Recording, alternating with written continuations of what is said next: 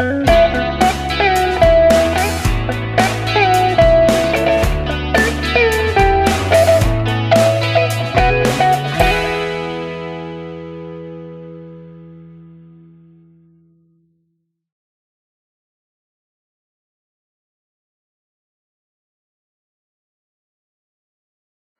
de sus maestros fue Raúl Sierreta, sí, con quien hizo un grupo de estudio acerca de Althusser, pero desde una perspectiva lacaniana.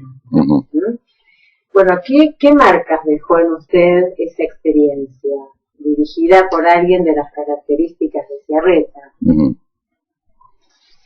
Por ahí hay que buscarlo un poquito previamente, cosa que yo hice en el libro La pulsión turbulenta como el lenguaje, que marca un poco el momento de acercamiento a Raúl, digamos, de cierta generación de psicólogos. Yo vengo de psicología, ¿no? Soy de la cuarta camada, y de cierta ideología, digamos, de división de la práctica del psicólogo respecto del psicoanálisis, que, claro, chocaba con que yo había entrado a la carrera de psicología realmente para ser psicoanalista, ¿no? Sin conocer, digamos, todos los entresijos de la cuestión de APA, de las limitaciones de la cuestión de ser médico, etcétera.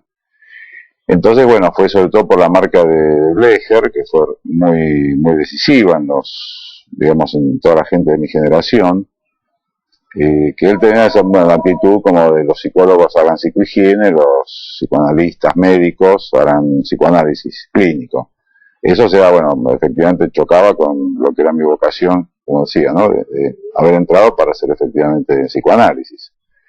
Entonces, bueno, ahí venía como un cierto tironeo entre mi vocación y lo que parecía que en general era más, digamos, como compartido por la gente de mi camada.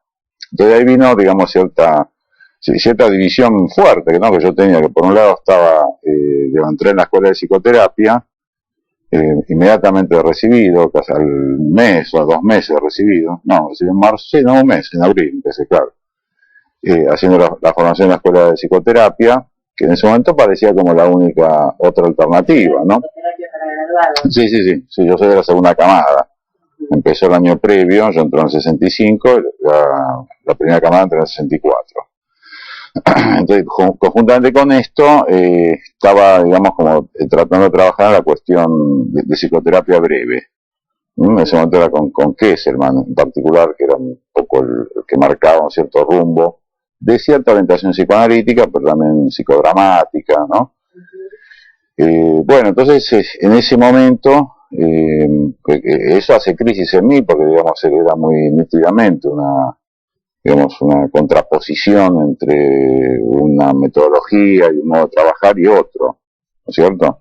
Ahí vino también, pues, puedo historiar un poco esto para encontrar el encuentro con Sierreta. Bueno, entonces, viene el encuentro con la obra de Lacan, azaroso, yo lo escribí en un libro, digamos, como esto llega por un librero, no quería repetirlo eso porque ya está escrito, y eso me conmueve mucho respecto de mis insatisfacciones con el kleinianismo vigente en ese entonces, que era, bueno, básicamente la ideología dominante, ¿no? Klein y Fairbairn en particular, tanto, digamos, en la facultad de la que yo soy egresado, como también en la escuela de psicoterapia, si bien ahí agradezco en particular cómo se había leído Freud, que para mí fue el primer contacto, ¿no? Cierto Freud desde, bueno, la perspectiva de la llamada escuela argentina, o sea, con influencia garmiana, con influencia raskowskiana, pero bueno, que a mí me ayudó mucho, porque era ir al texto de Freud, ¿cierto?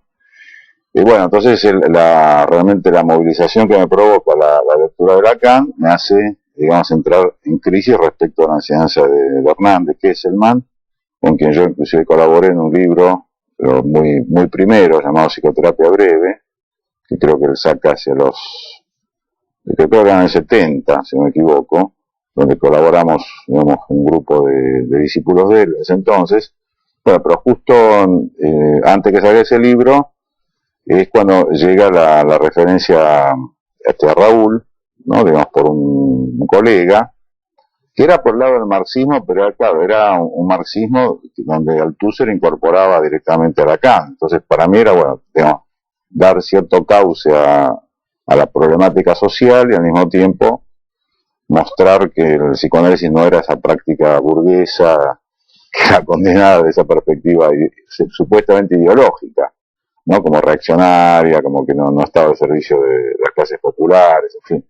Eran un poco los mitos colectivos, ¿no? Donde se estaban gestando lo que ahora se llama el setentismo, ¿no? Entonces, bueno, que yo creo que permeó a toda la cámara de psicólogos desde mi época y que efectivamente estaba digamos, como convencido de cierta ilusión reformista o a veces revolucionaria.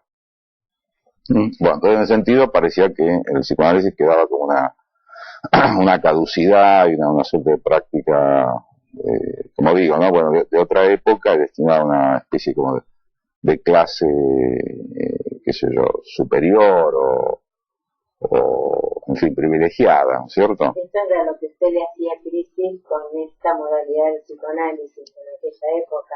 No, digamos, claro, con el psicoanálisis, digamos, ¿no? Entonces Althusser daba la posibilidad de poder rescatar el psicoanálisis y mostrar que había, digamos, todo el germen, en el buen sentido subversivo que tiene el psicoanálisis, ¿no? Y que resultaba achatado tanto por cierta lectura como por cierta crítica tendenciosa, de la cual supuestamente se saldría por la vía de la psicoterapia breve, ¿no? Porque tenía un fundamento ideológico.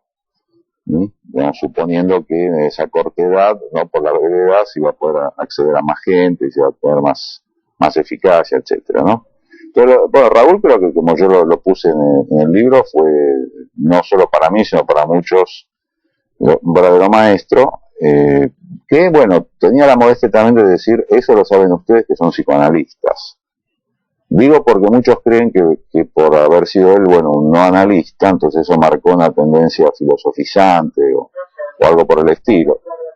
Yo creo que él lo estimulaba nítidamente y en acto daba a entender que él no se metía en las cuestiones clínicas, ¿no es cierto? Pero al mismo tiempo sucedía, me parece, con su enseñanza, salvando las distancias como con la obra de Lacan, ¿no es cierto? Porque Lacan nosotros ni somos discípulos, ni fuimos sus colegas, digamos, coetáneos, ¿no es cierto?, sino que somos sus lectores.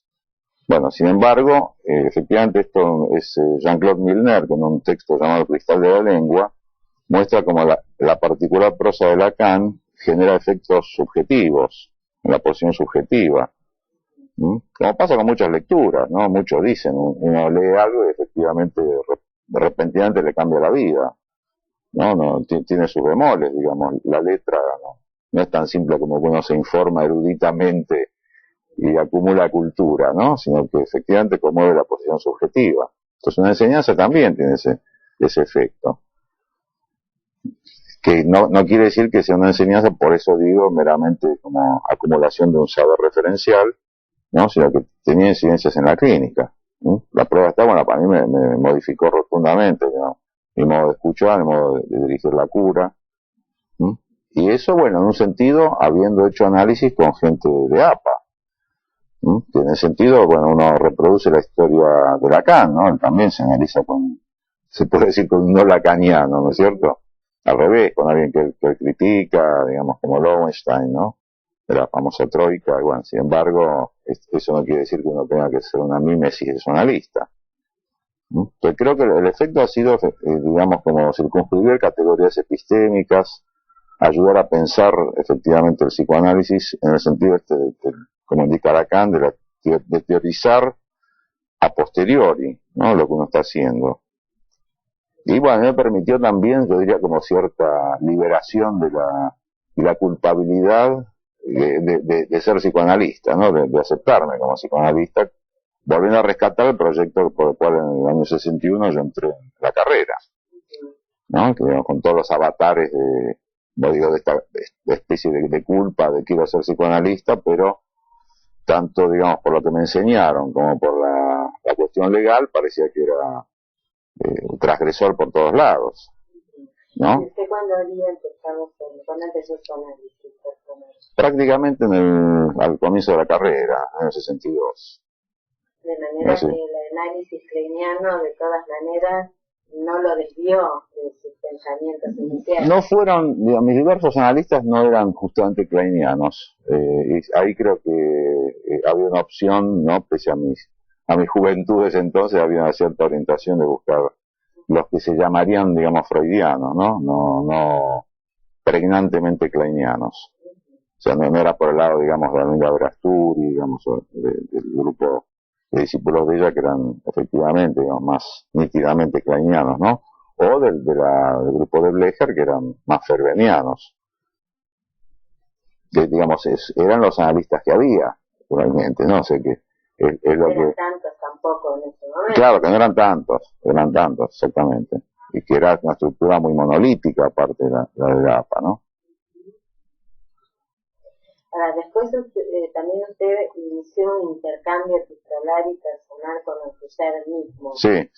¿Cómo se produjo ese encuentro? A partir de que yo tuve una descarada iniciativa juvenil, que es mandar a traducir al francés un texto que era justamente de crítica a Blecher, que a mí me era imprescindible para mi carrera, que tenía como que hacer un ajuste de cuentas conceptuales y bueno, y agradecer todo lo que dio, pero al mismo tiempo mostrar las inconsecuencias de la psicología de la conducta.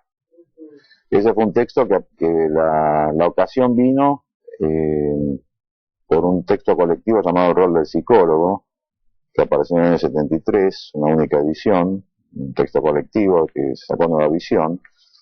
Agotó la edición, después no hubo reedición. Yo escribo para esa ocasión un texto llamado El objeto de la operación del psicólogo, y que está en ese libro y que después fue reeditado una ficha de Nueva Visión también, 3 años después, cuando se agotó. Entonces me ocurre, por esas cosas de joven que uno tiene, bueno, mandárselo a él y a otros, digamos, analistas y pensadores franceses en particular. Bueno, entonces lo mandé a traducir ese texto, me pareció que, en fin, podrían decirme algo a ver qué les parecía. El único que contestó, una carta muy generosa, realmente muy amable, excepto lo que yo exponía, fue Althusser. Y eso está publicado en ese opúsculo, digamos, que creo que todavía uno que otro debe circular por ahí, la revisión del año 76, justo. Bueno, a partir de ahí vino el intercambio, yo le agradecí mucho, le dije si él autorizaba, que me parecía que era como un broche al texto mío, como también había sido editado, pues la editorial tardó un poco, digamos, pues en ese tiempo se pudo hacer este intercambio, y yo le dije si él estaría de acuerdo, aunque fuera una suerte de epílogo, ¿no? Como comentario. La editorial estuvo muy de acuerdo, por supuesto él estuvo de acuerdo en el término. Y a partir de ahí vino, digamos, un intercambio con él. Nos vimos en el 75, fue el primer viaje a París, y otra vez un poco antes del momento del crimen pasional, digamos, público y notorio, fue la última vez que lo vi, en el 80, y tuvo una actitud realmente para mí sorprendentemente generosa, ¿no?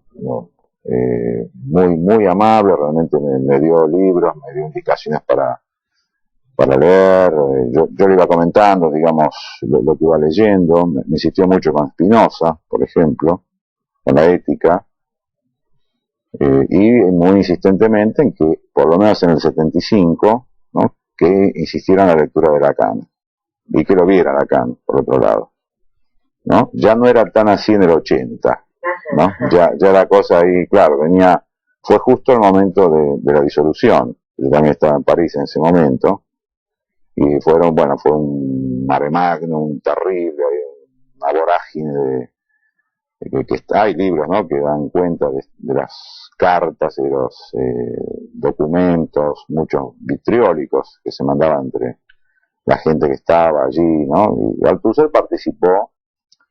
También Lacan le responde en un texto, también publicado, llamado Monsieur A. Punto, ¿no? Que es Althusser, y bueno, ahí ya fue un momento más de puja entre ellos. Más álgido, exactamente, sí. Pero conmigo realmente para mí fue realmente un momento de mucho respaldo, ¿no? Como decir, bueno, si él me da este respaldo, por lo menos esto que yo hice no está tan mal, ¿no? Digamos, digamos, por eso digo, fue de las cosas que me iban reafirmando en mi lugar de analista. Y bueno, ya mucho más, por supuesto, inserto en la enseñanza de Lacan, ¿no? En ese momento. Varios años que venía. Sí, así es, sí. Y más que nada fue muy favorable para esto también la cátedra en la Universidad del Salvador. Sí, que creo que fue, me parece que fue de las primeras, no creo que la primera, pero por lo menos orgánicamente, digamos, el trípode entre epistemología althuseriana, psicoanálisis lacaniano y lingüística saussuriana, ¿no? Es una cátedra equivocamente llamada Psicología General. Bueno, realmente era aprovechar la coyuntura, pero bueno, fueron muy amables conmigo, me dejaron armar el programa. Digamos, eran los curas tercermundistas que me llevaron, digamos, me invitaron en ese entonces. Y bueno, la cátedra por suerte anduvo muy bien, realmente tuvo mucha aceptación, ¿no? Y entonces trabajamos mucho, realmente inclusive un texto difícil como El inconsciente en un estudio psicoanalítico, de la Planche-Leclerc, lo utilizamos en los prácticos. Y es la primera materia, ¿no? Después del ingreso, que era muy simple, era, digamos, los que recién ingresaban, así que había que marcarse. Que resistía a eso. Claro. Bueno, ante mi sorpresa y realmente mi alivio, muchos colegas que muchos años después los encontré me agradecían porque habían sido mis alumnos que soportaron efectivamente ese pasaje por ese texto complicado realmente, pero bueno, realmente si uno entra ahí, bueno, ahí capta mucho de lo que se trata, ¿no? Y bueno, trabajamos bastante Freud también.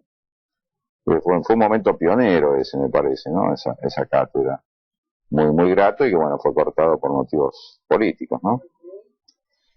Ahora, entre los años 1969 y 1971 usted fue presidente de la Asociación de Psicólogos. Años políticos también complicados. Muy complicados, sí. Regía la ley que había dictado el gobierno de Onganía, la 17.132, por la cual estaba prohibido a los psicólogos el ejercicio de la psicoterapia. Siendo usted el presidente de la Asociación de Psicólogos, ¿cómo vivió estas circunstancias? Eso fue todo el tiempo uno de los motivos fundamentales, digamos, de la gestión. En realidad venía, bueno, de antes, digamos, empezamos desde la gestión anterior, que estuvo Osvaldo de Bries, yo fui el secretario general y después, después la presidencia directamente. Pero, digamos, hubo varios embates, ahí hubo momentos de trabajo en conjunto con la Federación Argentina de Psiquiatras. Hicimos varias presentaciones públicas, hicimos conferencias de prensa, recuerdo una que estuvieron Mari Langer y Rodríguez en la Asociación de Psicólogos, ¿no? Junto con nosotros, creo que a comienzo del 71, poco antes de que yo terminara la gestión también. ¿Ya se había producido la ruptura de plataforma? No, la ruptura fue después, ya con sí, perfecto. La ruptura fue después, la ruptura fue a mediados del 71. Pero ya estaban echadas las líneas, ¿no? Sin duda, y ya estaba el acercamiento con nosotros, digamos, con los psicopedagogos, bueno, digamos, estaba ya prácticamente en ciernes. Lo fue con la gestión siguiente, la presidida por Elena Roberto. Yo en ese momento ya no era presidente, sino director de la revista, en el 71. Bueno, pero fueron, digamos, esfuerzos. Bueno, me estoy olvidando, también hubo un simposio cerrado de psicología clínica en el año 70, que organizó Yaría, el doctor Ambrona, en el Moyano, ¿no? Y que también tenía, digamos, un intento de recopilación de antecedentes para tratar de modificar esa ley.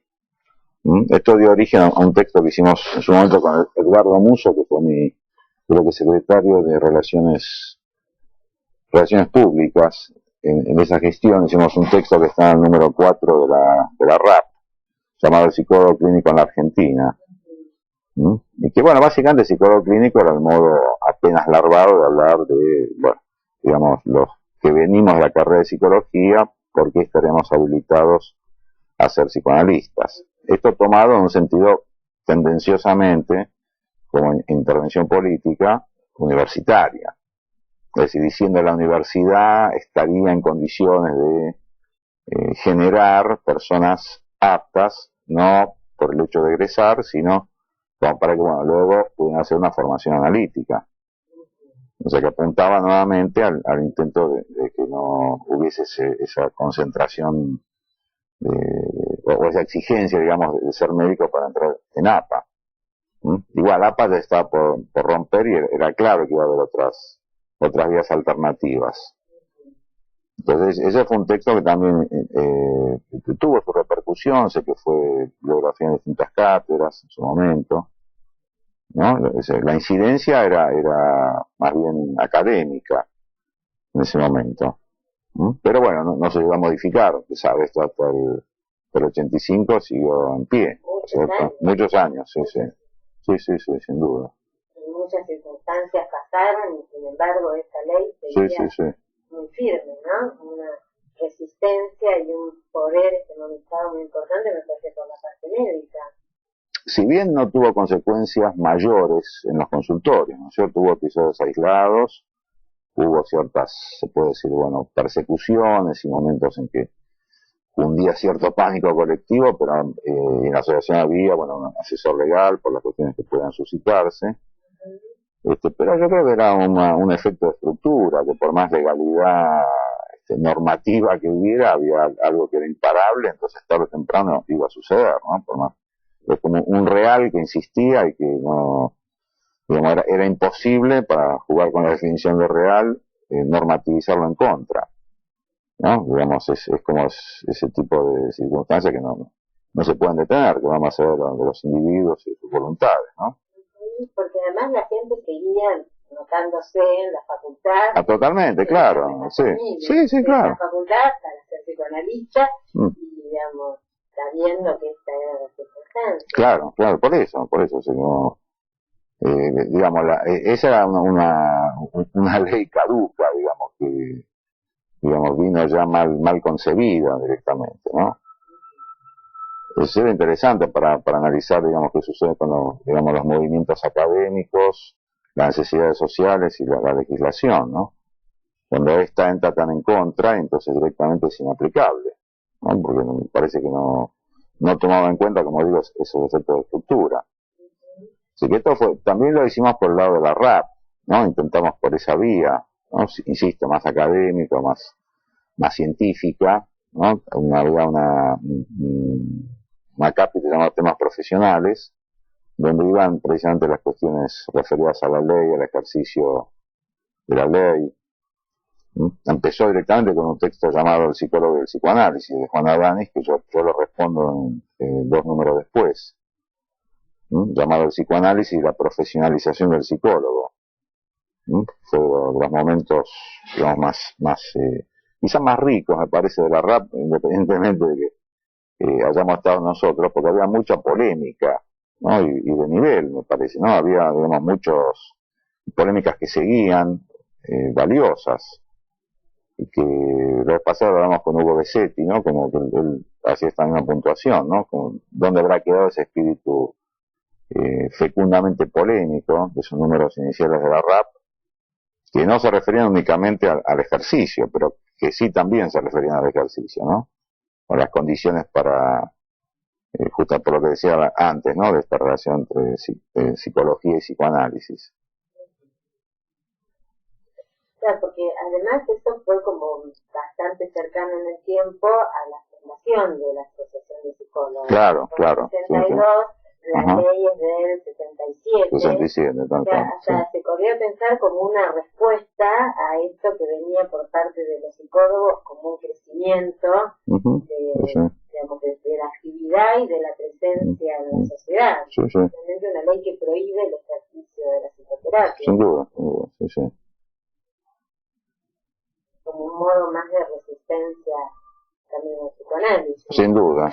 Yo creo que en realidad esa es la verdad del asunto. Eso es lo que yo trataba de decir precisamente, ¿no? Que era otra cara de la resistencia al psicoanálisis. de que bueno, más restringido, digamos, una entidad más cerrada, como la APA, muy selectiva, ¿no? Con pocos miembros, entonces eso era otra historia, ¿cierto? En Lacan también nosotros, muchos, veíamos también esa apertura, precisamente, digamos, tanto por el lado del reclutamiento de los miembros, la medida en que podían efectivamente ser, digamos, filósofos, antropólogos, en fin, artistas, que inclusive no tuviesen deseo de ser analistas, pero que sin embargo entraban, eran miembros, muchos eran enseñantes, muchos estaban en análisis, pero diciendo directamente que no iban a ser psicoanalistas. En ese sentido creo que enriquecían francamente, ¿no? De modo muy fructífero el trabajo con el psicoanálisis. Y por otro lado también estaba algo muy importante, digamos, que era el que no había lista de didactas, que era el modo como acá se entendía hasta ese momento la cuestión del análisis del analista. Que sí, fue una época dura por otra parte, ¿no? Porque realmente siempre estamos como que nos llamaban, inclusive ustedes son psicoterapeutas, no psicoanalistas, porque no están en la APA. Y muchos decían, a ver, por ejemplo, fulano tal es psicoanalista, a ver, espere, ¿no? Sacaban el llamado roster de la APA y veían que no estaba y decían, no, entonces no es psicoanalista. Y y recuerdo también, bueno, cómo era la cuestión del análisis didáctico. Me acuerdo de un amigo que un día muy feliz me invitó a cenar para festejar que un didacta le había dado hora para dentro de 4 años. Genuinamente así, ¿no? Porque ahí se le iba a desocupar, ¿no? 1 hora para un didáctico. Bueno, esa era la situación, ¿no es cierto? Entonces, claro, que eso era al mismo tiempo una especie de seguro de vida, ¿no? Claro, entonces era claro, 4 años ya tenía garantizado todo lo demás. En ese sentido fue muy importante, digamos, todo el movimiento de los psicólogos y, bueno, lo que pasó con la FAP, el Centro de Docencia e Investigación, ¿no? Realmente como dar las vías alternativas. Nosotros en la Asociación de Psicólogos pretendimos, digamos, como fortificar una entidad, ¿no? Digamos, no especularizándose con APA, sino mostrando una alternativa.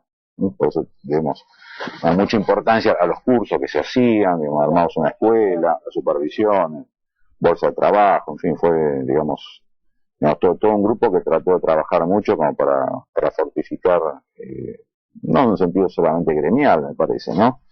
A la asociación.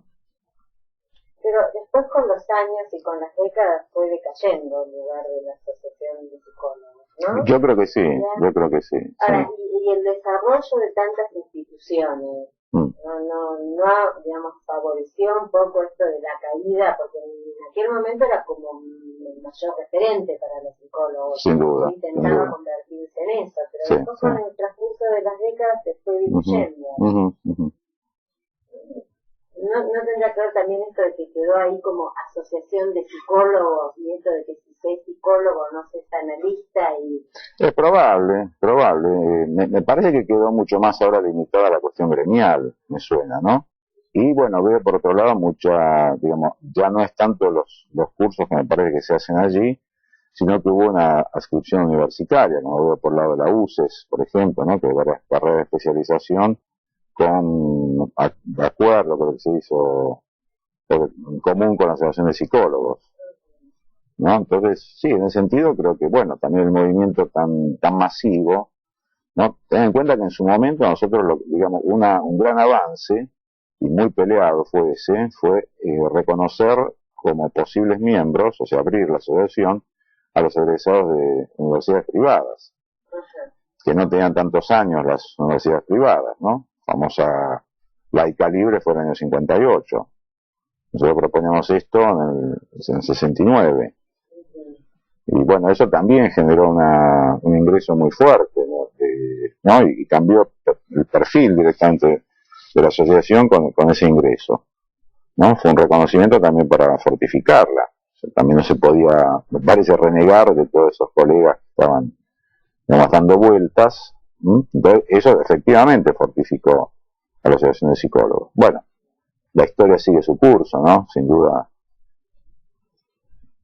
Bueno, yo mismo, bueno, intenté otros rumbos, ¿no? Por mayéutica, ¿no? Digamos, otros carriles. digamos, que tenían un perfil determinado. Es claro que la Asociación de Psicólogos no tenía una instrucción, digamos, al psicoanálisis, ni en principio a ninguna orientación a la escuela. Entonces, quizá no tanto por lo de psicólogos, sino me parece por la faz gremial, ¿no? Que quedó mucho más, digamos, muy identificada en esa línea, ¿no? Voy a hacer una pruebita. Bueno, un poquito no. Bueno, vamos acá. Listo. Bueno, usted es uno de los fundadores o de los mentores de Convergencia. ¿Cómo surgió la idea, la necesidad o el deseo de crear un espacio que permitiera el intercambio a analistas de distintas instituciones? Lacanianos. Vaga la aclaración porque no es simplemente por referencia escolástica, sino a una particularidad del movimiento lacaniano internacional, que es el escisionismo, se puede llamar así, ¿no? Que lleva al aislacionismo y que creo que parte de me parece, es una de las hipótesis, por supuesto, contestable, de una creencia de que cada uno tiene que seguir lo que se llama su propio deseo, ¿no? Muchas veces creo que esto es para reafirmar las pequeñas diferencias y las propiedades narcísicas en juego, en ellas, en las pequeñas diferencias, y que cada uno cree, bueno, supuestamente tener como la verdad respecto de la enseñanza de Lacan, y por lo tanto no se junta con los otros, o más bien se escinde con los que estaba antes. Entonces así, bueno, pululan un montón de grupos, en fin, algunos más o menos representativos, otros poco, y otros que son un grupo de amigos, por ejemplo, ¿cierto? Entonces, bueno, no digo ni que piensen mal, ni que estén equivocados, sino que me refiero a la manera de cómo juega el lugar del colega, y de ser interrogado por el otro, y de cuánto uno soporta las diferencias, por otro lado, ¿no? Cómo juega la cuestión de algo que se puede decir que sería una articulación posible de la castración, que es la tolerancia, ¿no? De las tantas que hay, modelos articuladas de la castración. Entonces parecía que era una especie de intervención sociopolítica, si cabe, ¿no? Intentar, bueno, dar un sentido inverso a de cada vez una nueva decisión, de un nuevo aislamiento, ¿cierto? Y bueno, ver si había algo donde podía darse un lugar de trabajo que no fuera fundar una especie de suprainstitución, ¿no? Que no sea una federación de federaciones o una confederación psicoanalítica o algo por el estilo, ¿no?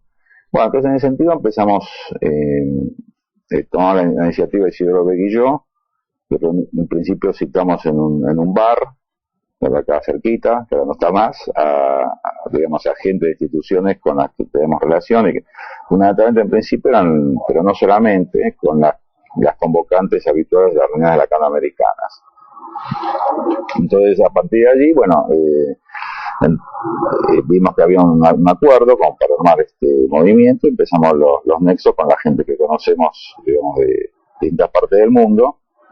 Bueno, a partir de ahí empezó, digamos, toda una serie de inmensa, digamos, de cambio de documentos, de cartas, de propuestas de estatutos, de propuestas de lugares para reunirse la primera vez.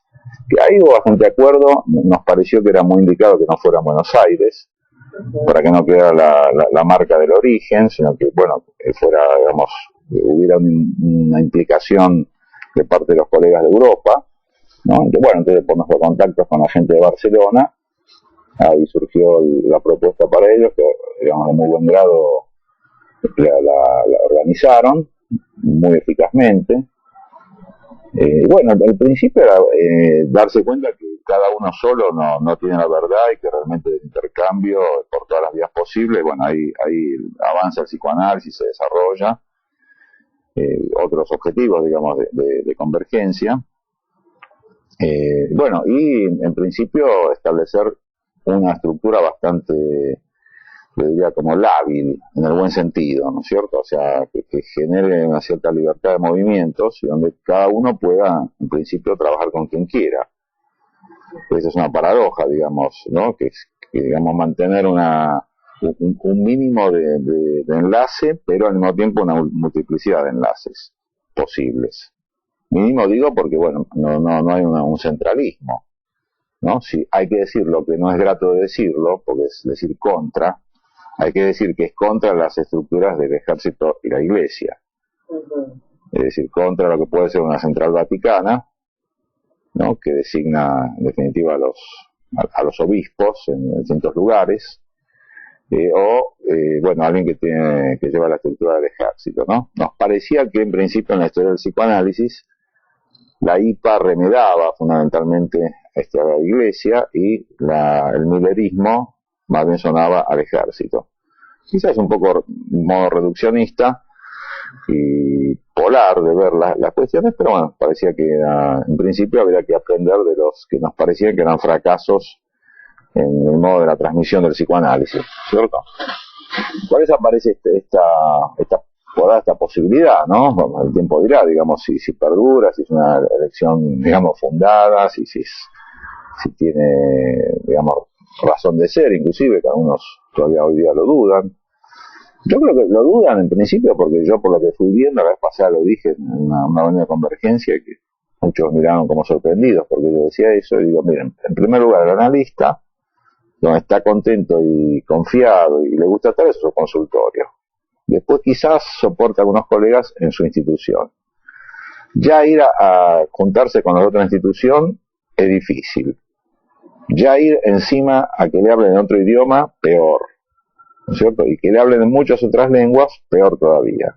Entonces viene siempre el ¿para qué hace falta esos otros? Estamos bien así.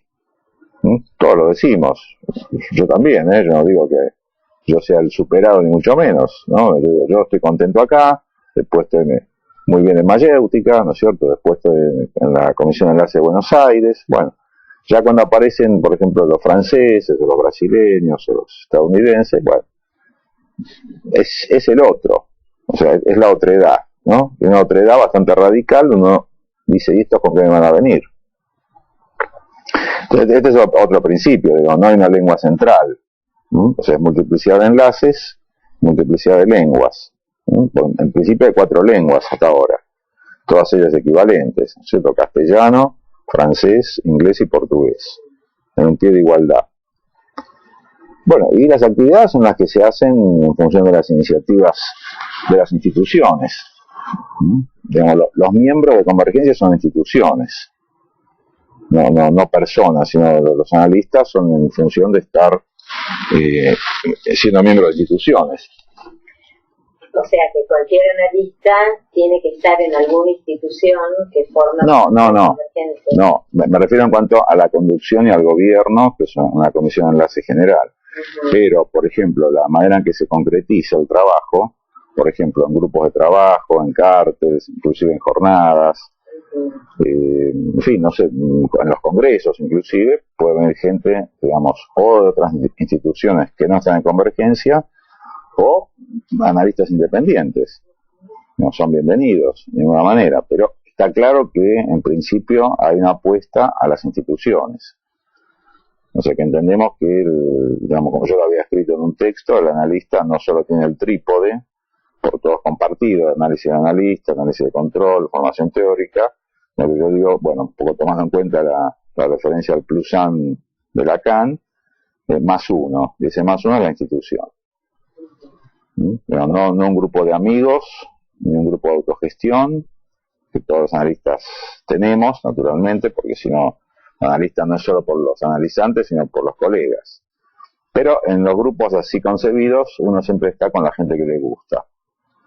Y uno diría, bueno, ¿qué tiene de malo? Bueno, que evidentemente eso limita la posibilidad de interrogación y eventualmente de crítica fructífera. Como que digamos, ¿no? Que siento malestar y que puedo hacer. Exactamente, sí, puedo decir, bueno, fulano no voy a ir porque está fulano, ¿no? Entonces ya está fulano y sutano en ese lugar, yo no voy, por ejemplo.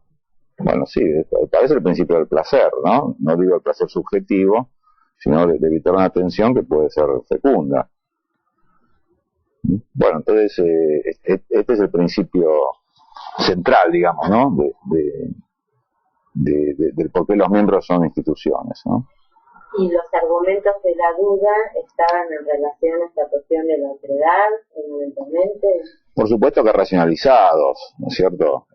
Digamos, básicamente es para qué los necesitamos, ¿no? ¿Para qué necesitamos de esos otros? Digamos, que suena mejor, ¿no es cierto? Pero que creo que si lo damos vuelta psicoanalíticamente, tiene que ver efectivamente con una insoportabilidad con un otro radical.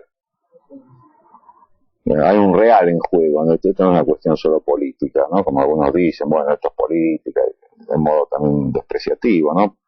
Muchos analistas que, bueno, de esa postura de yo con eso no me meto, ¿no? Pero que mantienen una especie de suposición, de creencia, que está en una especie de torre de marfil donde no se, diría Lacan, no se inmundizan, ¿no? En el contacto con el mundo, ¿no? Pero no ven me parece que que es nuestra responsabilidad intentar que no solo que el psicoanálisis no desaparezca, sino que avance, ¿no?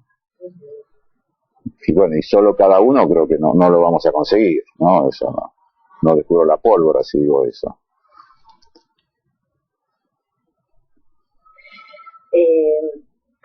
A raíz de la muerte de Lacan, usted produjo un texto que está incluido en su libro Discurrir de Psicoanálisis.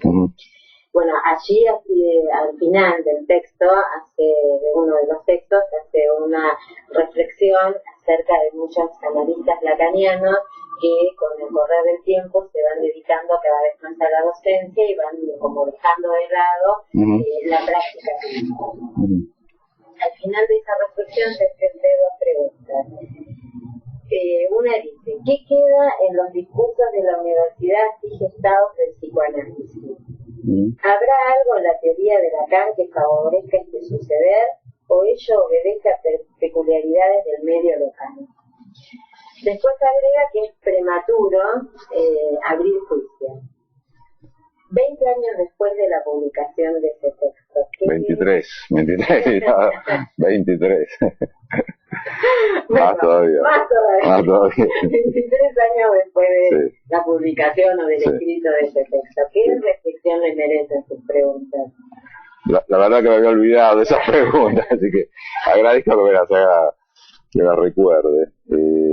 Me parece que fui injusto y demasiado severo con la concepción de Lacan, porque veo que en general algo, yo no sé por qué, ¿no?, de los analistas se está volcando a la universidad. Y yo no sé si es por algo del psicoanálisis o alguna cuestión de obtener en otro lugar lo que aparentemente no se obtiene por el lado de las instituciones psicoanalíticas. ¿A qué me refiero? Bueno, a que empiezan a aparecer la cuestión de las maestrías, carrera de especialización, curso de posgrado, doctorado, por supuesto, lo cual no diría que tiene de malo. Me parece excelente que se trabaje de modo universitario y que, como decía Freud, la formación dogmático-crítica se imparta en las universidades. Pero observo que repentinamente, justamente esta suerte de referencia al psicoanálisis como teoría empieza a generar cierta confusión y empiezan a aparecer esto que decía de la asociación de psicólogos, digamos, no solamente, sino también entidades, por ejemplo la APA, por ejemplo, creo no equivocarme, Abdeva, la Escuela de Psicoterapia, comienzan a tener convenios con las universidades. Tengo que pensar que hay una cuestión que va más allá de la voluntad de los analistas y que es una suerte de lógica del mercado, donde el título universitario parecería más prestigiado que lo que se obtiene en la universidad, en la institución. O sea, que se obtiene en la universidad lo que en la institución no da como una especie de lugar de prestigio, reconocimiento social o jurídico, académico, de prestigio, eventualmente, bueno, ¿por qué no?, hasta de trabajo. Entonces, bueno, en ese momento que parecía una referencia únicamente a Lacan, me parece que esto va mucho más allá, ¿no? Y que de golpe el psicoanálisis aparece como una disciplina en ramas, en especializaciones, por ejemplo, pareja, familia, niños, adolescentes, forense, etcétera, siempre con orientación psicoanalítica, entre comillas, en muchas universidades, ¿no? KS, UCES, La Matanza, San Martín, creo no equivocarme, ¿no? Estoy diciendo de memoria, pero bueno, veo que hay algo. También tiene una experiencia. ¿Cuál? Kennedy, exactamente, claro.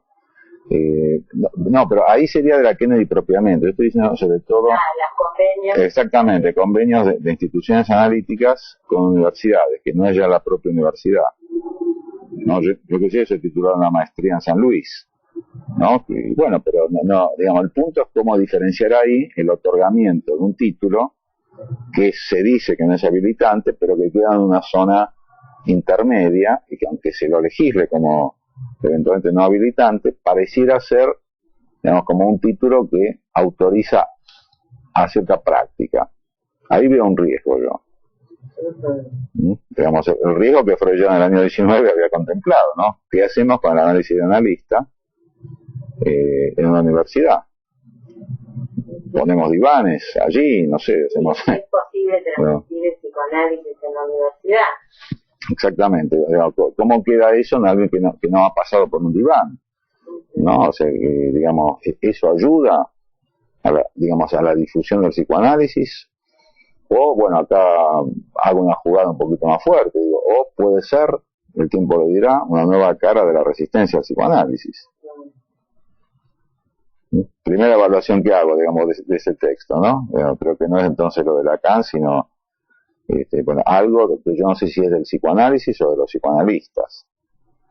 Aún así, inclusive, porque no quiero ser un super yo enjuiciador, digo, si esto no es una lógica del mercado de la globalización, y de algo que está arrastrándonos, ¿no? Como natural a que, bueno, sean las universidades y los títulos equivalentes, por ejemplo, del Mercosur, o por ejemplo, y seguramente más allá del Mercosur, ¿no es cierto? Y que aparezca como algo, bueno, prestigiado, el título, por ejemplo, de doctor en psicoanálisis. ¿Quién diría que un doctor en psicoanálisis no puede ser psicoanalista clínico? Por eso que hay una lógica inclusive de los conceptos y de la tradición universitaria que puede, me parece, bueno, ir minando las bases de nuestra disciplina.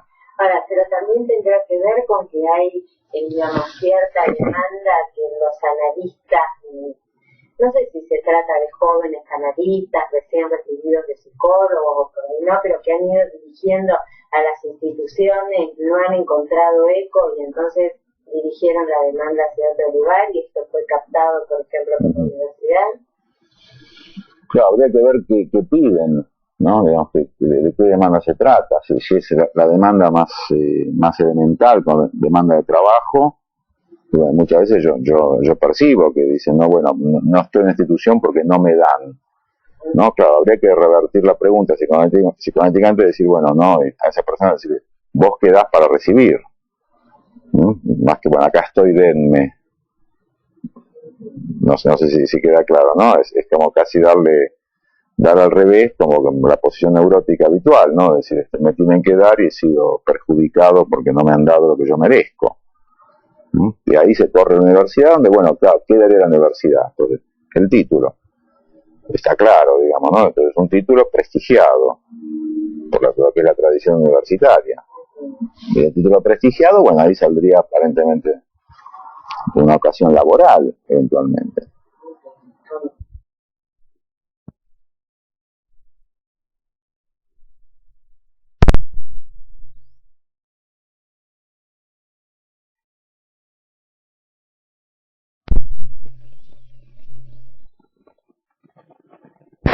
Tantas cosas para hablar después de tantos años de carrera. Claro. En marzo próximo 40. Es un choclo. Y además empezó, digamos, a ocupar lugares importantes a poco de recibir. Sí, me parece que sí. Presidente de la Asociación de Psicólogos en el 69, no hacía tanto que usted te había recibido, muy poco. Y escribiendo y publicando y una serie de cosas. Bueno, vamos a una cosa un poco más clínica. Mucho gusto. De acuerdo a su experiencia, ¿cuáles son los obstáculos que más frecuentemente se le presentan o se le presentaron en la clínica? En la práctica clínica. Sí. Es difícil, es una pregunta Los obstáculos. En primer término, para sincerarme yo. Sin duda, ya lo dije al comienzo, que la primera resistencia fue creer que la psicoterapia breve, por decir lindos enunciados performativos, o sea, creer que por decirlo lo hacía, conseguía eficacias. Primer punto. Entonces yo creo que, para ser sincero, más que decir que las dificultades están afuera, si tengo que responder como analista, tendría que decir las distintas etapas de mis propias resistencias al psicoanálisis, ¿no? Y mis propios obstáculos. Porque si no tenemos que hacer, me parece una suerte me parece, no sé si entiendo bien la pregunta, pero de sociología de los distintos momentos, digamos, de las circunstancias del país, ¿no es cierto? Pero esa creo que las conocemos, ¿no? Me parece que podemos abundar largamente en ellas, pero me parece que haremos lo que yo llamo huir hacia la realidad. ¿Se entiende, no? No de la realidad, sino hacia, y lo ha denunciado, que eso convence a todo el mundo, pero que no indicarían lo que es la historia de cada uno respecto del psicoanálisis. Así que yo dejaría ahí, realmente.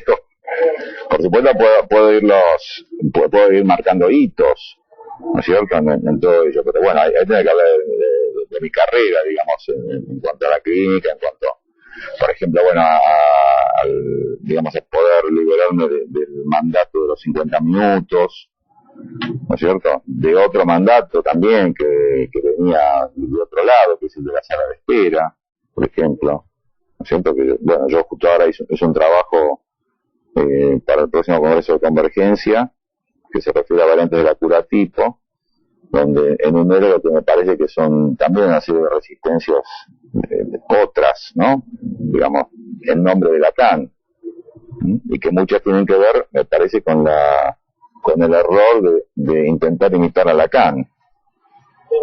Imitar, sí, o sea, ¿qué quiere decir esto? Bueno, se dice, y yo lo hago porque lo hacía Lacan. Volvamos a lo que decíamos hace unos minutos, ¿no?, que él no hizo lo que hizo Lowenstein. También no puede decir porque no estaba de acuerdo. Bueno, pero habría que ver si realmente uno está de acuerdo con todo lo que hacía Lacan. Tampoco se toma Exactamente. Entonces, en ese sentido, bueno, yo insisto en que mi resistencia, en principio, puede tener que ver, digamos, con la tentación de hacer lo que hacía Lacan. Que ese es un obstáculo, ¿no es cierto? Entonces, autorizarse desde la letra de Lacan y no de la imitación. Que creo que es lo que muchos cultivan, ¿no? Directamente, como ampararse en si él lo hacía está bien y yo lo hago igual. Así lo hizo lo sigue haciendo la IPA, ¿no?, con los 50 minutos, con la frecuencia, con el modo de creer, digamos, lo que es el psicoanálisis. Pero ahí la noción de lectura me parece que es fundamental, ¿no? Lectura fundamentada, lectura crítica.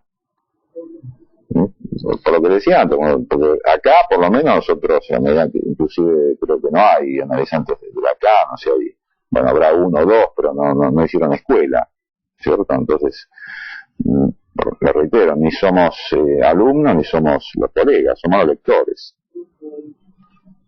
Entonces los lectores, bueno, ese es el otro punto, ¿no? Digamos, ni la mímesis con la IPA, ni la mímesis con el individuo Jacques Lacan, ¿no? Entonces yo encuentro a mí esos obstáculos, esas dificultades, ¿no? Me parece que son decisivos, pero ¿no? creo que aunque hubiera habido gente que hubieran sido discípulos directos de Lacan, o pacientes de él, o supervisanos de él, de todas maneras me parece que esto de intentar imitarlo sería no haber entendido lo que Lacan intentó transmitir. Yo comparto ese punto de vista, pero muchos, sin embargo, tienen ese criterio, ¿no es cierto? Estrictamente, y basándose en efecto en la autoridad de Lacan. Entonces usted ubicaría como hitos estos dos que mencionaba, 50 minutos. El encuadre, vamos a llamar el encuadre, en todo caso, que es lo que engloba, que es un texto llamado Psicoanálisis del montaje psicoanalítico, para proponer esta noción como alternativa a la de encuadre. Creo que la de encuadre es la que mejor abarca, no son solo 50 minutos, ¿no?, sino, digamos, toda una serie variables de tiempo, de espacio, de dinero, que se juegan, digamos, en ese enfoque y en la mímesis. Bueno, la identificación imaginaria, ¿no es cierto? O sea, el intentar hacer, bueno, un propio camino, por supuesto, tomando en cuenta las enseñanzas de los maestros, pero sin mímesis. Creo que eso es lo más difícil, porque eso es como es más fácil decir respecto a la castración. Si el otro lo dijo, perfecto, entonces yo no me arriesgo, se arriesgó el otro. Es un modo muy obsesivo ese, ¿no? De buscar la garantía en el otro. Y encima que fue bien, porque... Claro, por supuesto, exactamente. Entonces uno, bueno, como... es el modo de decir, si el otro hizo la apuesta y ganó, entonces yo me va a pasar lo mismo. Pero creo que se percibe la alienación que hay en juego, ¿no? Ese tipo de apuesta, digamos que creo que no es tal, ¿no? Entonces, bueno, esas son, efectivamente, esos dos vectores, ¿no? Donde uno está ahí como jamón del sándwich, ¿no? Buscando, digamos, un camino propio. Yo por eso le llamé, digamos, mi clínica lacaniana. A mí me sirvió esta noción para hacer una pequeña autocrítica de un libro mío que titulé de qué trata la clínica lacaniana, ¿no? Me parece que ahí, bueno, se me deslizó un error en ese de la, tomándolo como singular, como única, y realmente creo que es una, ¿no? Claro, lo mismo en relación a esto pensaba cuando leí, y esto lo tomé varias veces, de cuando Lacan dice nuestro psicoanálisis. Sí. Y yo pensaba, ¿se puede hablar de nuestro, como nuestro sería como compartido por varios, y de lo que se trata, de no imitar al otro? No sé si se puede hablar de nuestro.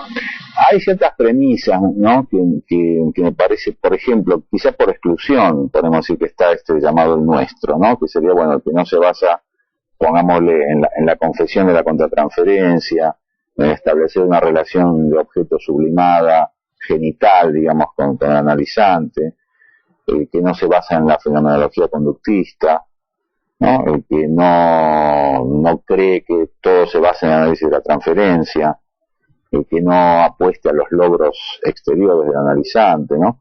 Son todas premisas negativas, ¿no es cierto? Vamos a las afirmativas, me podría decir, bueno, atender a la estructuración de lo inconsciente en tanto lenguaje, el no hay relación sexual, ¿no? Que no son enunciados así tipo, qué sé yo, omniabarcativos y que se quedan en la teoría, ¿no? Si uno los puede encarnar, ve que regulan efectivamente, ¿no? un modo y que arman cierto conjunto, ¿no? Digamos, nosotros le pusimos una convergencia movimiento. Esto es algo que está en movimiento también, ¿no? Valga el nombre, no es cualquiera, quiere decir, no es algo estático, ¿no? Pero efectivamente creo que hay con todo una divisoria. Que en este mismo movimiento haya líneas evidentemente divergentes, no hay ninguna duda.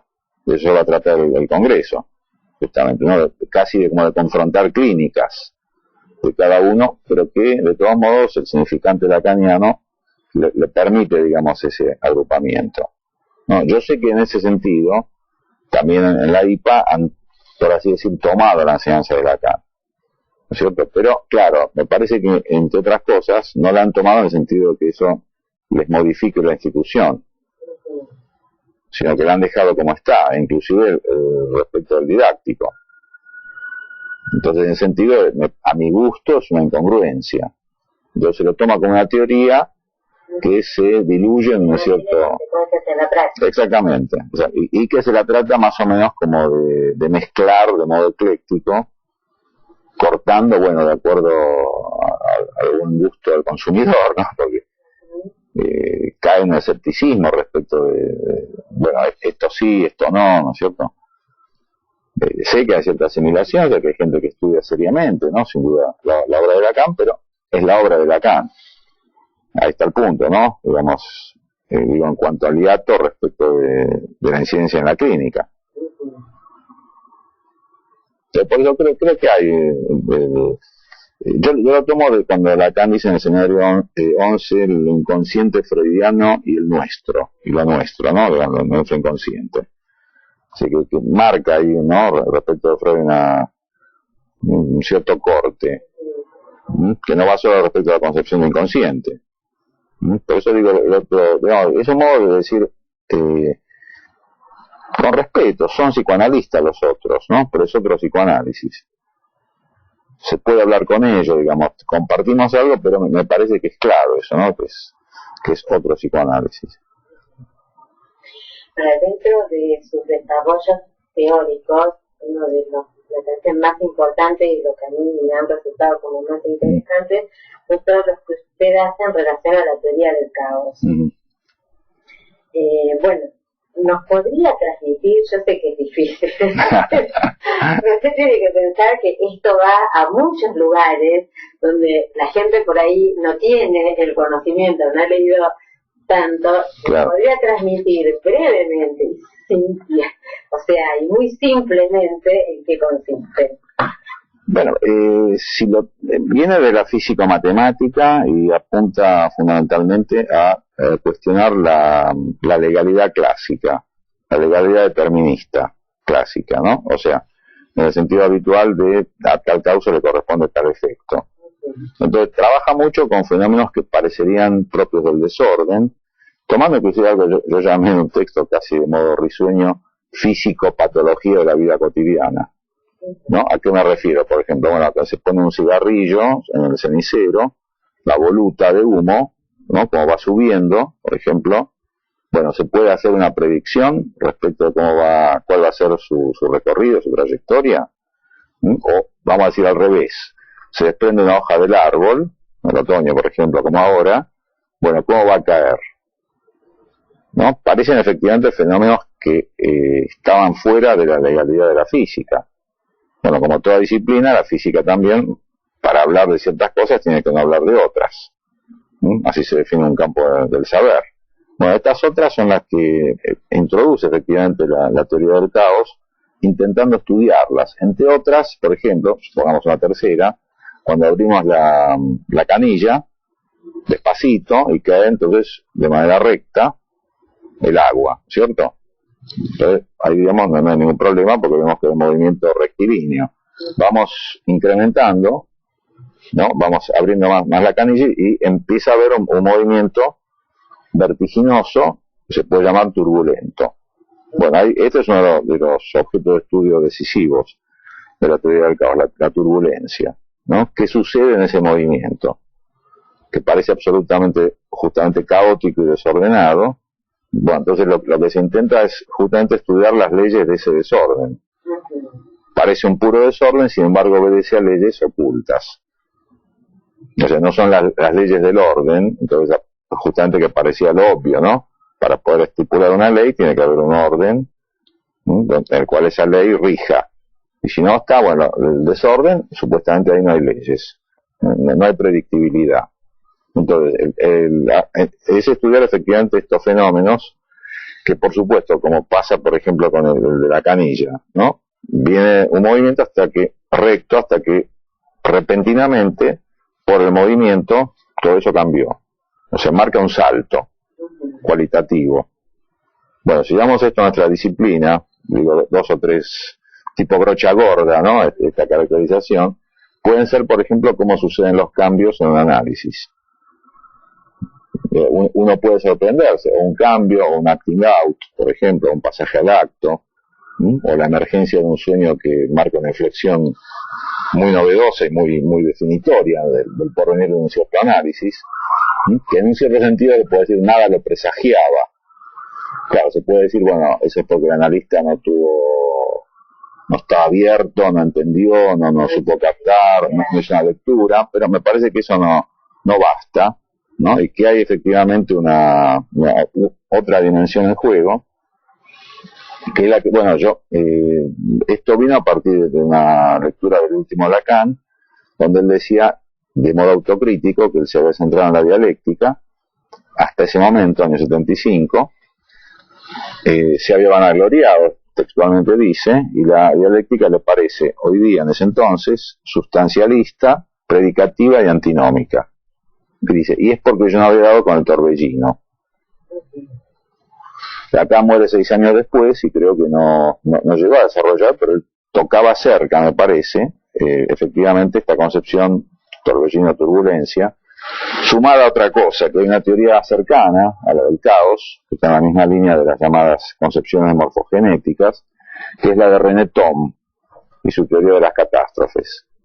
Y Lacan habla de él en el año 72, en el Salón del Psicoanalista, lo tilda de mi amigo René Thom, y el modo en que Thom descubrió lo que llama catástrofes elementales, que son como un sistema determinado, por ejemplo, funciona de cierto modo y repentinamente, por una cierta inflexión, hace un cambio repentino, al que él llama catástrofe. Y Lacan se muestra muy interesado en eso, en ese desarrollo de Thom, que fue premio Nobel, por otro lado, por esta concepción de la teoría de las catástrofes.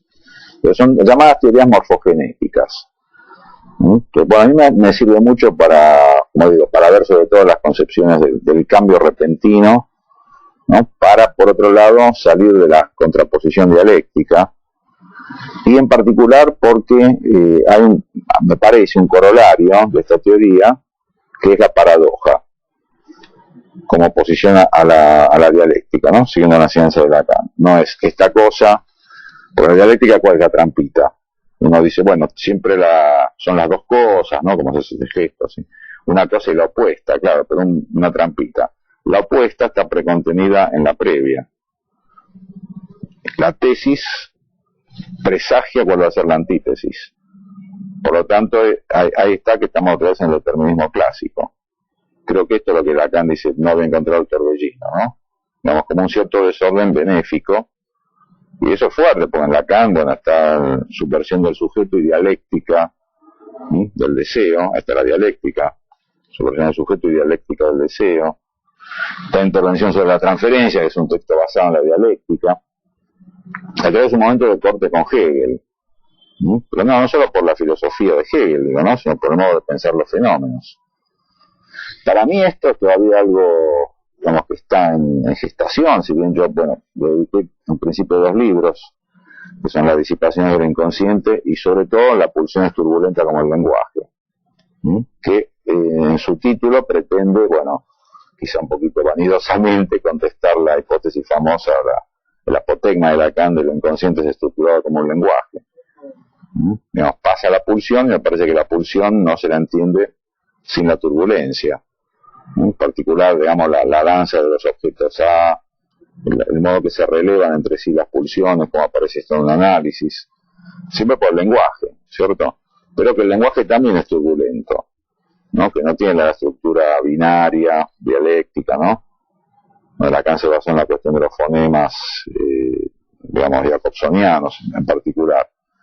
Entonces yo ahí intuyo, digamos, un cambio fuerte en este último Lacan, ¿no? Que realmente hay una ruptura intraconceptual, intrasistema de la ciencia de Lacan, si tiene un sistema, no sé, creo que no, pero bueno, ¿cómo llamarlo? De su trayectoria de pensamiento, en todo caso. Muchos no creen que sea así, están en desacuerdo cuando yo digo que hay efectivamente un corte que hay que reconocer y que una vez más yo le debo al Althusser esta sensibilidad a captar periodos, ¿no? Como decía, hay un joven Marx, hay un Marx de la madurez, no son iguales, ¿cierto? En algún sentido, Lacan también enseña respecto de Freud a periodizar. El punto no es como creer que lo último es lo mejor, ingenuamente, como muchos dicen, no, eso es un iluminismo progresista, ¿no? No, bueno, pero es que hay... supera lo anterior. Claro, pero creo que no, digamos, pero en un sentido uno podría decir, bueno, hay algo de la topología nodal con las cadenas borromeas, que bueno, que evidentemente algo sucede allí, ¿no? Distinto en la ciencia de Lacan a la topología de superficies que era previa. Por algo recurre a este instrumento, ¿no? Digamos, algo exactamente, claro, había una insuficiencia que exactamente que le faltaba y entonces la apela a esto. Entonces, bueno, inevitablemente hay en nuestro ideario algo del orden del avance, ¿no? Si no, uno se quedaría con lo que ya sabe, ¿no? Así que, ¿no? ¿Cómo pensar desde el torbellino, desde la turbulencia, el encuentro fallido de y con lo real, por ejemplo? Es que me parece... bueno, exactamente, el azar es uno de los otros capítulos, ya muy en la tecla de algo, digamos, donde toca la enseñanza de Lacan con esta concepción, porque es el azar como causa, justamente. ¿No? Prigogine, digamos, cuando yo también, digamos, tuve, digamos, encuentros y cierto carteo con él, y me alentó bastante a que siguiera, de manera muy generosa, diciendo, yo no entiendo su desarrollo, pero siga. Hasta poco antes de morir fue así, ¿no? Así, muy estimulante realmente, ¿no? Pero no dejaba de responder cada vez haciendo. Yo creo que entendía perfectamente, sí. Pero era un modo muy elegante de... Hablábamos cuando estuvo en Buenos Aires acá. Creo que ahora hace rato, cuando estuvo la primera vez, 7 años, no más. No, quizás 8, no me acuerdo. Bueno, y digamos, cuando él pone programáticamente el fin de las certidumbres, es porque efectivamente juega el azar y la irreversibilidad temporal. Las leyes físicas, digamos, precaóticas son reversibles, eso vale para adelante y para atrás, ¿no? Hay otra noción de tiempo, el tiempo reversible. De Prigogine establece muy nítidamente como la condición de lo irreversible. No es evolutivo, no, sino que efectivamente la cosa no se puede volver para atrás. Entonces, en efecto, hay tal miríada de factores que cuando uno para enunciar una ley tiene que hacer una abstracción de tantos otros elementos impredecibles, azarosos, que los reduce únicamente a cierta causalidad simple. De ahí que se llame también teoría de la complejidad.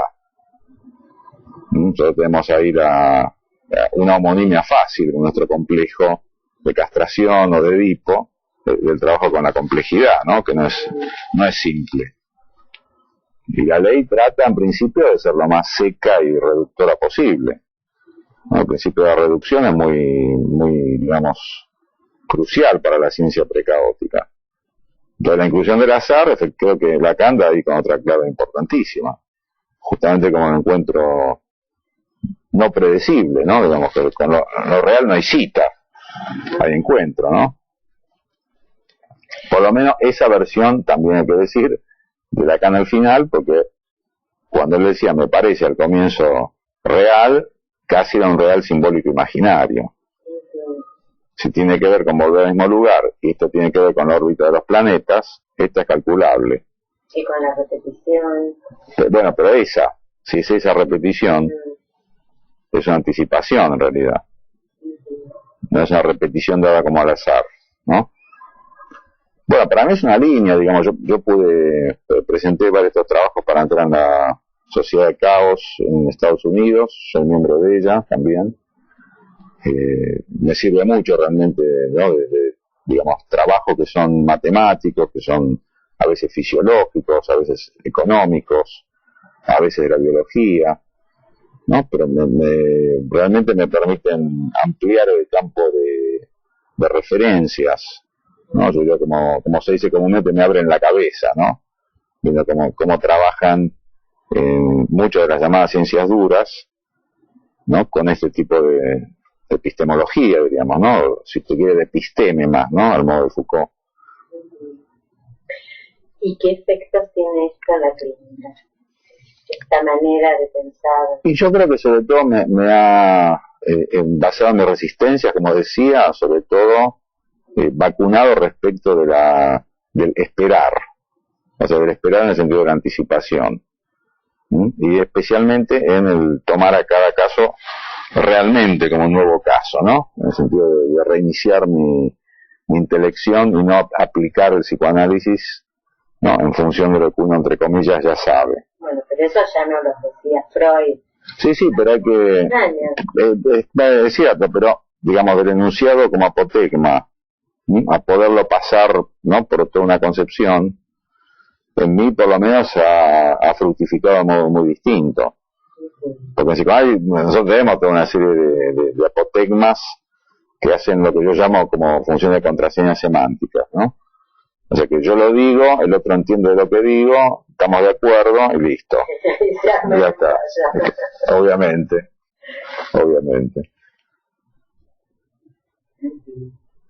Y respecto del fin de análisis, ¿esto introduciría algún cambio como lo planteaba? Totalmente, sí.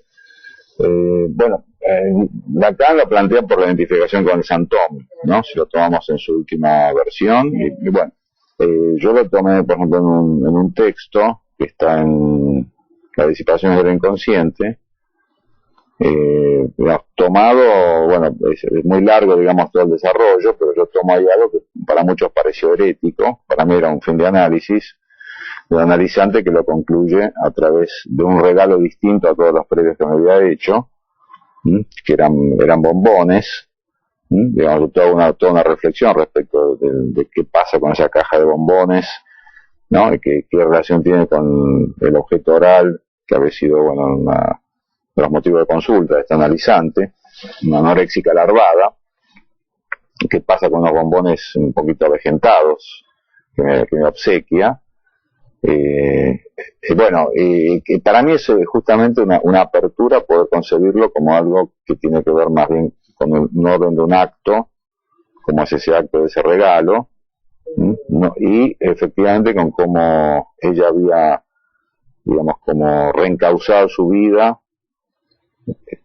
que tanto tiene que ver con el cuerpo, en función de cómo empezó una por una a hacer, digamos, algo así como una personal trainer de mujeres. Es todo un desarrollo, digamos, ¿no? Que yo le invitaría a seguir, que es muy difícil poderlo resumir, pero que fueron 5 años de análisis. Para mí es un caso como paradigmático, ¿no? Uno avanza de a casos en psicoanálisis, ¿no es cierto? Como nos enseñó Freud. Entonces yo remitiría a ese caso para marcar justamente cómo es una incidencia tan distinta de la que se puede esperar por la vía del insight, por la vía de, qué sé yo, haber llegado, no sé, a ciertos significantes fundamentales o algo por el estilo. Y que fue, por otro lado, también no anunciado. Digamos, porque el final de este análisis, que no fue pactado como un acuerdo, que no fue al modo un supuesto pacto simbólico, muchos me decían, creían ver en esto, ahí está el punto de discordancia, un pasaje al acto, que para mí era por el contrario, por lo que por lo menos planteé en el libro, y por lo que yo pude ver realmente como realmente fue el decurso de ese análisis, que no era un pasaje al acto, sino realmente un fin. Me ayudó efectivamente a poder captarlo esta cuestión del repentismo, de algo que se precipita, que no estaba en la prescripción ni en la anticipación. No sé si queda claro, ¿no? Sí. Hay que tener el material a la mano, claro, para poder captarlo eso, ¿no? Sí, lo que pienso es que usted da sus fundamentaciones y por otro lado estarán aquellos otros que dijeron, bueno, pero esto del repentismo, ¿por qué pensarlo del lado de un fin de análisis y no de un actina o de un pasaje al acto, no sé? Bueno, ahí está el punto en que uno tiene que como dice una frase, claro, obtenerle confianza a alguien de que finalmente quien ha dirigido esa cura, ¿no? Pero por algo yo lo publico y lo pongo a consideración, ¿no? También, claro, digamos, sabe conceptualizar muy bien y habrá visto en su práctica más de una situación en la cual sí se trataba de un pasaje al acto. Totalmente, claro. Hace una discriminación, ¿no? Exactamente. Lo ubica en otro orden. Exactamente, es el punto, ¿no? Por supuesto, muchos analizantes se han ido vía pasaje al acto, ¿no?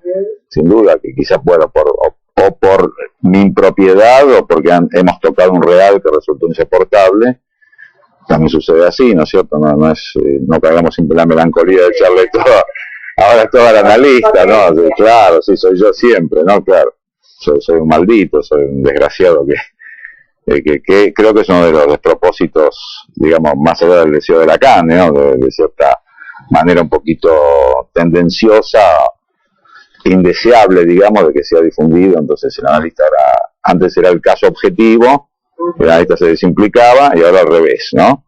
Pero creo que efectivamente es algo de la omnipotencia, ¿no? Soy yo, y el analizante casi no existe, ¿no? Se cae en un despropósito epistemológico en espejo, se puede decir, a la objetividad del caso, ¿no? La objetividad, digamos, en el control que yo hacía en su momento con David Lieberman, que me parece importante contarlo por lo que era la fiebre del empirismo objetivizante, que él me pedía que yo llevara grabadas las sesiones para que yo no deformara nada de lo que allí sucedía. Por supuesto eran más o menos 10 minutos como máximo, y sobre eso se hacía el control, con todo lo útil y lo valioso que era, hombre, de intuición clínica notable, ¿no? Lieberman. Bueno, pero de eso a directamente decir que todo está en la subjetividad del analista, hemos pasado al otro extremo, ¿no? Me parece a mi gusto, me parece tan criticable uno como el otro, ¿no? Le hago una preguntita más. Con mucho gusto. Ahí estamos. Sí. Ahí está. Bien. Bueno, existen una serie de textos inéditos de Freud que están en la Biblioteca del Congreso de los Estados Unidos. En 1995, con motivo del centenario de la publicación de estudios sobre la histeria, se iba a hacer un homenaje y se iban a abrir esos archivos. Pero después se decidió, primero que no, después se postergó la decisión. Usted fue uno de los firmantes de un documento, digamos, que iba en protesta de... No sabía que sabía. Sí, en efecto, sí. Que iba en protesta de esta decisión. Así es. Bueno, quería saber cómo se gestó este acto y cuál es la situación actual de los archivos. Bueno, brevemente historia. Yo tuve interés en tratar de ver qué textos de Freud se podían ceder para su publicación en la colección que dirijo Nueva Visión, Freud Punzón Lacan. O sea que fue pedí en la editorial de Nueva Visión que hicieran una gestión con la Biblioteca del Congreso. Ajá. Y mandaron un legajo voluminoso donde figuraban, pero de modo muy lacónico, que uno no entendía realmente de qué se trataba, más así tipo caja 1, documento, no sé, 215, supongamos, no se sabía exactamente qué era.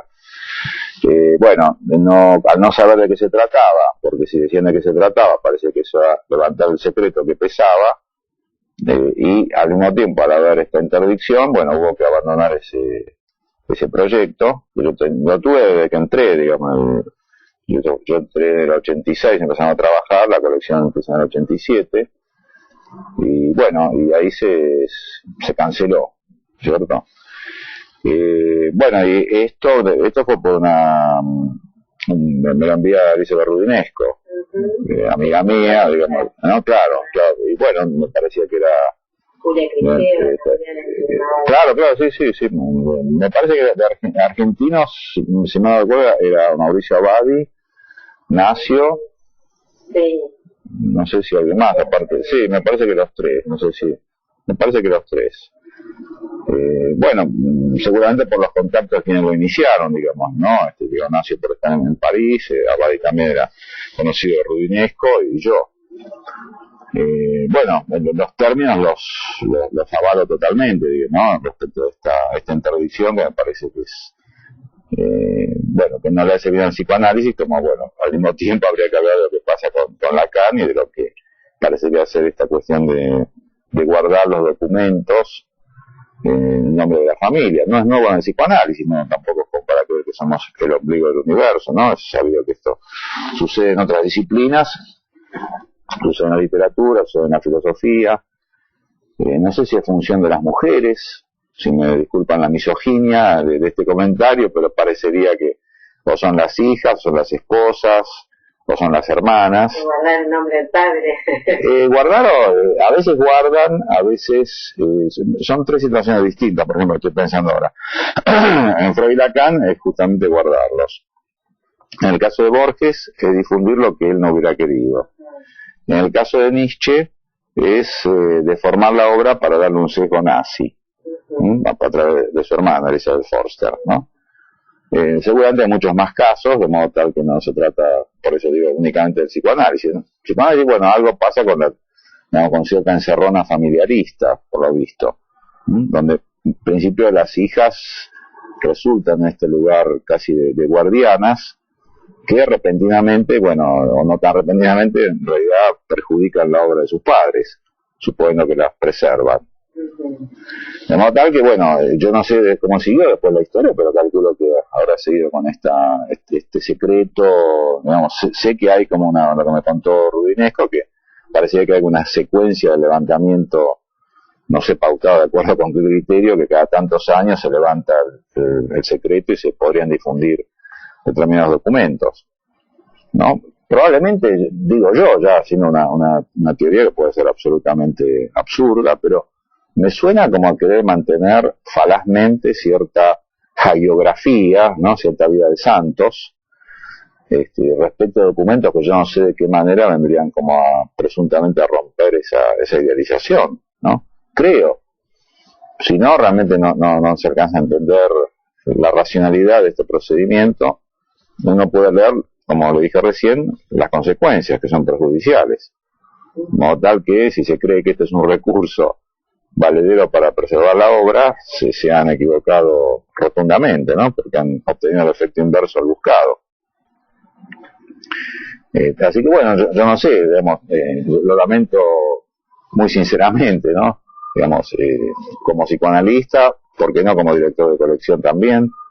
Hubiera sido un honor para mí, digamos, haber publicado algo de esos documentos. Conseguimos hacerlo con la fascia, que digamos ahora se recicló en la colección mía, ha sido editado justamente ahora para la Feria del Libro, una nueva reedición, ¿no?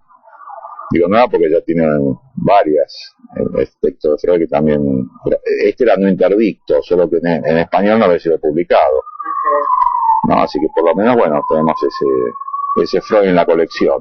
Ahora, ¿no? pero parece que esto ya fue más allá de los muros familiares y ya ha quedado como, digamos, también la misma decisión la toma la biblioteca, porque si en un primer momento decidió abrir los archivos en el 95 y después decide que no, ya no es ahí obra de... No sé si no es... Por lo menos. De Ana Freud no, pero puede...